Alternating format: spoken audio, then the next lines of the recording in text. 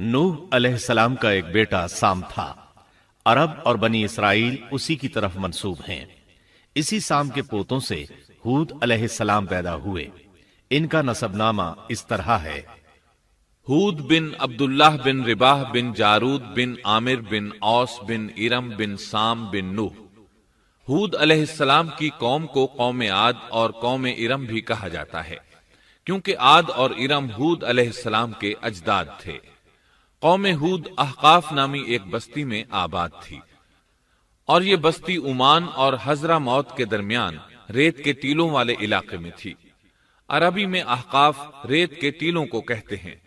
یہ علاقہ سمندر کے کنارے واقع تھا اور شہر کے نام سے پکارا جاتا تھا۔ قرآن مجید میں سورۃ الاحقاف آیت 21 میں اللہ تعالیٰ نے انہیں ان کی بستی کی طرف منسوب کرتے ہوئے مخاطب کیا ہے۔ اور عاد کے بھائی کو یاد کرو جبکہ اس نے اپنی قوم کو احقاف میں ڈرایا۔ قوم عاد کے لوگ اپنی رہائش کے لیے خیمے پسند کرتے تھے۔ ان کے خیمے بہت مضبوط اور پختہ ہوتے تھے۔ یہ لوگ ان کو بڑی مہارت سے بناتے تھے، پھر ان پر فخر کرتے تھے۔ اللہ تعالیٰ سورۃ الفجر آیات 6 تا 8 میں فرماتے ہیں: کیا آپ نے نہیں دیکھا کہ آپ کے رب نے عاد کے ساتھ کیا کیا، جو نسل ارم سے تھے، ستونوں والے تھے، جن کے مانند کوئی قوم دنیا کے ممالک میں پیدا نہیں کی گئی۔ اللہ تعالیٰ نے ان کی کاریگری اور فن کی ایک مثال دی ہے کہ وہ ایسے خیموں میں آباد تھے جن کے ستون بہت مضبوط تھے، طاقتور تھے۔ ان لوگوں نے شہروں اور بستیوں کو ایسی کاریگری سے بنایا کہ ان کے متعلق عجیب و غریب روایات مشہور ہو گئیں۔ یہ نرم زمین میں خیمے بناتے تھے، اس کے ساتھ پہاڑوں میں محل بھی بناتے تھے، حالانکہ رہائش کے لیے زمین پر خیمے موجود تھے۔ گویا بیکار دولت اور وقت برباد کرتے، پھر اس پر فخر کرتے۔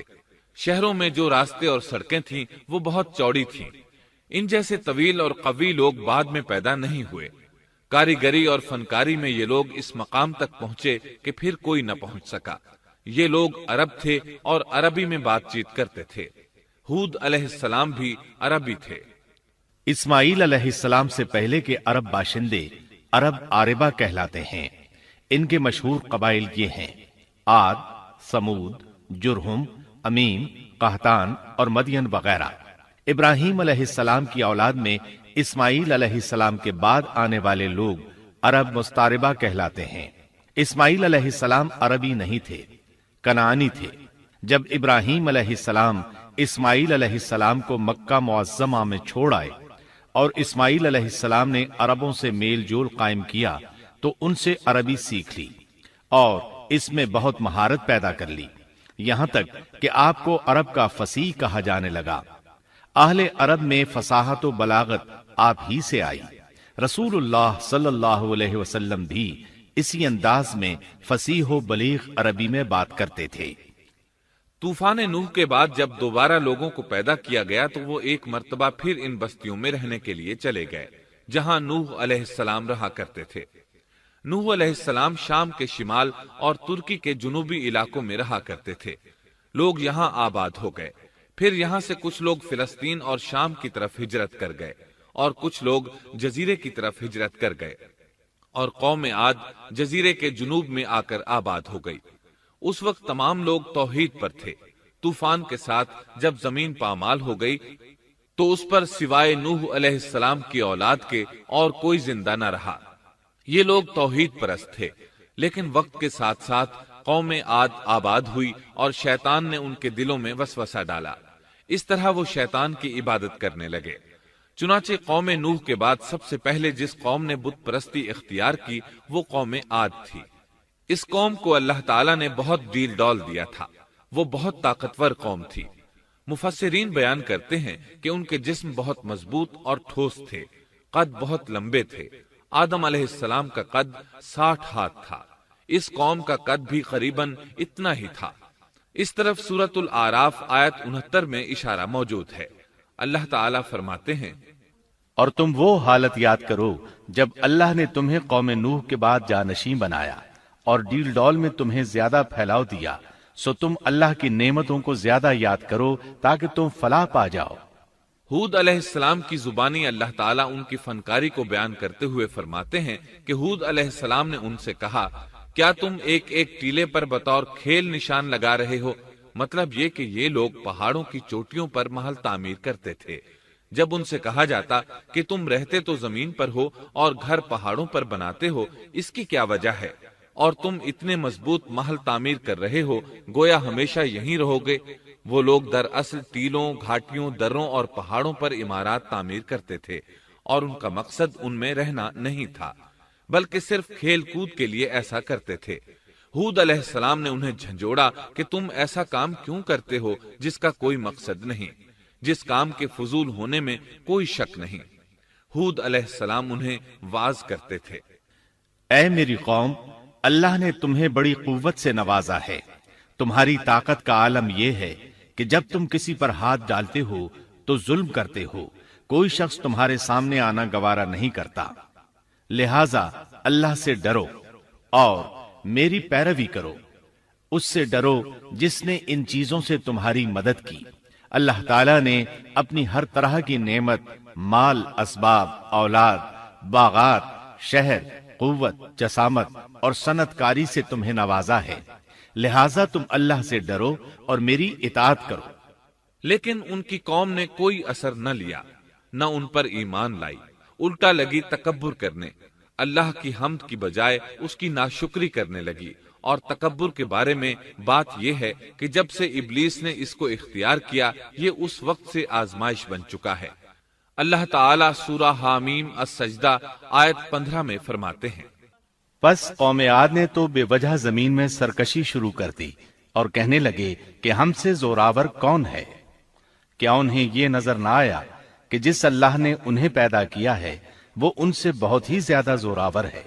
جب یہ لوگ اپنی سرکشی اور کفر میں حد سے بڑھ گئے، تب اللہ تعالیٰ نے ہود علیہ السلام کو ان کی طرف بھیجا۔ انہوں نے انہیں اللہ کی طرف بلایا اور کہا، اے میری قوم، اللہ کی عبادت کرو، اس کے سوا تمہارا کوئی معبود نہیں۔ کیا تم ڈرتے نہیں؟ قوم کے کافر سردار کہنے لگے، ہم تو دیکھتے ہیں کہ تو نری بے وقوفی میں ہے، ہمارے خیال میں تو جھوٹا ہے۔ اس پر ہود علیہ السلام نے فرمایا، میری قوم، میں بے وقوف نہیں، میں تو تمام جہانوں کے پروردگار کی طرف سے بھیجا گیا ہوں، تمہیں اپنے رب کے پیغامات پہنچا رہا ہوں، اور ہوں بھی تمہارا دلی خیر خواہ اور امانت دار۔ کیا تم اس بات سے تعجب کرتے ہو کہ تم میں سے ایک شخص کی معرفت، اللہ کا ذکر تم تک پہنچا کہ وہ تمہیں خبردار کر دے؟ تم اللہ کی اس نعمت کو یاد کرو کہ اس نے تمہیں قوم نوح کے بعد خلیفہ بنایا اور ڈیل ڈول میں تمہیں زیادہ پھیلاؤ دیا۔ تم اللہ کے احسانات کو یاد کرو تاکہ فلاح اور نجات پا جاؤ۔ ہود علیہ السلام نے اللہ کی عظیم نعمتوں کے ساتھ انہیں نصیحت کی، لیکن وہ بدبخت کفر ہی کرتے رہے۔ آخر انہیں جھنجھوڑنے کے لیے انہوں نے فرمایا، اے میری قوم، اللہ ہی کی عبادت کرو، اس کے سوا تمہارا کوئی معبود نہیں۔ تم تو صرف بہتان بازی کر رہے ہو، یعنی جن بتوں کی تم پوجا کر رہے ہو ان کی پوجا تم نے خود گھڑی ہے۔ اللہ تعالیٰ نے تو اس کے متعلق کوئی دلیل نازل نہیں فرمائی۔ میری قوم کے لوگوں، میں تم سے اس دعوت و تبلیغ کی کوئی اجرت نہیں مانگتا، میرا اجر اس کے ذمے ہے جس نے مجھے پیدا کیا ہے، تو کیا تم پھر بھی عقل سے کام نہیں لیتے؟ اے میری قوم کے لوگوں، اپنے رب سے گزشتہ گناہوں کی معافی طلب کرو، آئندہ گناہوں سے توبہ کرو، تاکہ وہ برسنے والے بادل تم پر بھیج دے اور تمہیں طاقت میں اور بڑھا دے، تاکہ تم گناہگار ہونے کے باوجود روگردانی نہ کرو۔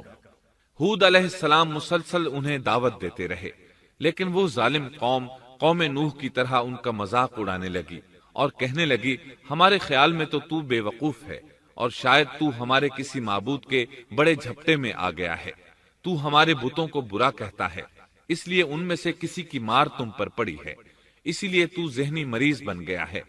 وہ ظالم لوگ چونکہ آخرت پر ایمان نہیں رکھتے تھے اور دنیا میں خوشحالی کی زندگی بسر کر رہے تھے، اور تھے بھی اپنی قوم کے سردار، اس لیے اپنے ماتحتوں سے کہنے لگے، یہ تو تم جیسا ہی انسان ہے، وہی کچھ کھاتا ہے جو تم کھاتے ہو، اور پیتا بھی وہی کچھ ہے جو تم پیتے ہو۔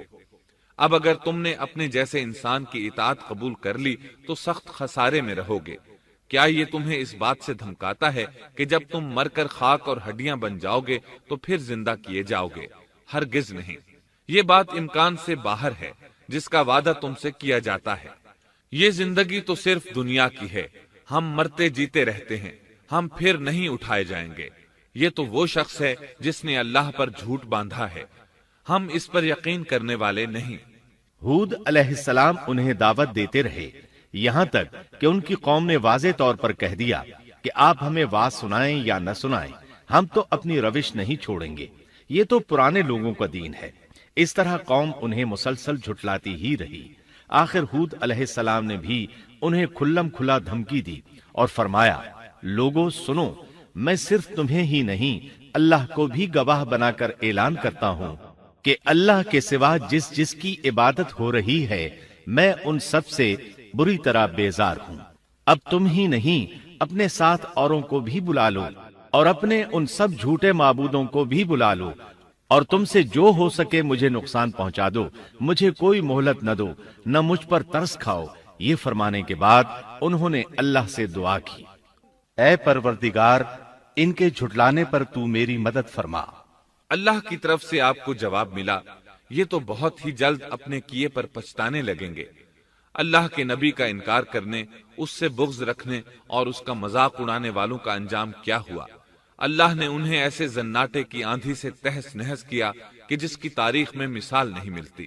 اللہ نے ان سے بارش روک لی، اس سے خشک سالی کی کیفیت پیدا ہو گئی، درخت اور پھل ختم ہو گئے، وہ لوگ بارش کی خواہش کرنے لگے۔ اسی حالت میں ایک دن اللہ نے انہیں عذاب دینے کا ارادہ فرمایا۔ انہوں نے دیکھا ایک سیاہ بادل ان کی طرف بڑھ رہا ہے، خوشی سے اچھلنے لگے، کہنے لگے یہ بادل ہم پر برسنے والا ہے، جبکہ ان کا خیال غلط تھا۔ دراصل ابر کی صورت میں یہ وہ قہر الہی تھا جس کے آنے کی وہ جلدی مچا رہے تھے۔ وہ عذاب ان کی بستیوں کی تمام چیزوں، پھلوں، خیموں، درختوں کو تہس نہس کرتا ہوا آیا۔ اسے اللہ کا یہی حکم تھا۔ آندھی اس قدر زبردست تھی کہ پہاڑوں پر ان کے تعمیر کردہ محلوں تک کو اڑا لے گئی۔ مجرموں کا یہی بدلہ ہے۔ اللہ تعالیٰ سورۃ الزاریات آیت 41 اور 42 میں فرماتے ہیں، اسی طرح عادیوں میں بھی ہماری طرف سے تنبیہ ہے، جبکہ ہم نے ان پر خیر و برکت سے خالی آندھی بھیجی، وہ جس چیز پر گرتی تھی اسے بوسیدہ ہڈی کی طرح چورا چورا کر دیتی تھی۔ اس آندھی نے ہر چیز کو فنا کر کے رکھ دیا۔ اللہ تعالیٰ ان کی تباہی ایک جگہ ان الفاظ میں بیان کرتے ہیں، قوم عاد نے بھی جھٹلایا، پس کیسا ہوا میرا عذاب اور میری ڈرانے والی باتیں۔ ہم نے ان پر تیز و تند مسلسل چلنے والی ہوا ایک لگاتار منحوس دن میں بھیج دی، جو لوگوں کو اٹھا اٹھا کر دے پٹکتی تھی، گویا کہ وہ جڑ سے کٹے ہوئے کھجور کے تنے ہیں۔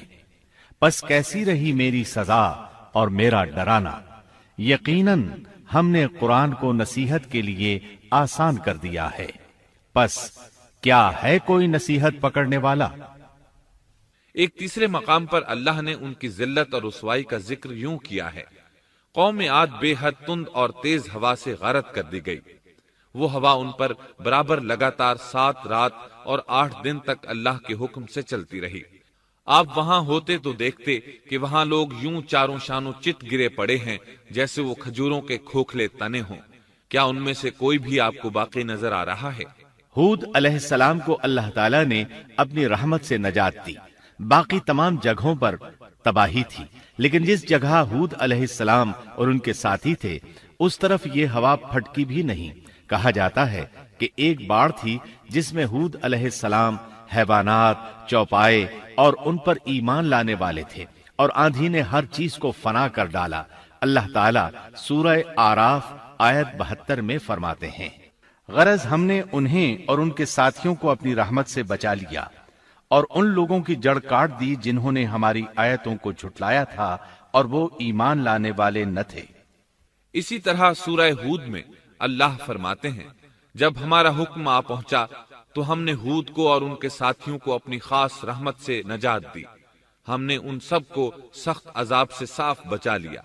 یہ تھے قوم عاد کے لوگ جنہوں نے اپنے رب کی آیتوں کا انکار کیا اور اس کے رسولوں کی نافرمانی کی، اور ہر ایک سرکش نافرمان کے حکم کو مانا۔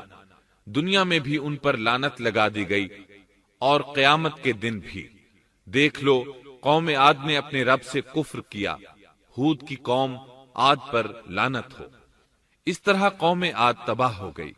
ان کے بعد مومنوں نے ان کے باقی بچ جانے والے مکانات پر قبضہ کر لیا اور وہاں رہنے لگے۔ پھر ہود علیہ السلام نے حضرہ موت میں وفات پائی۔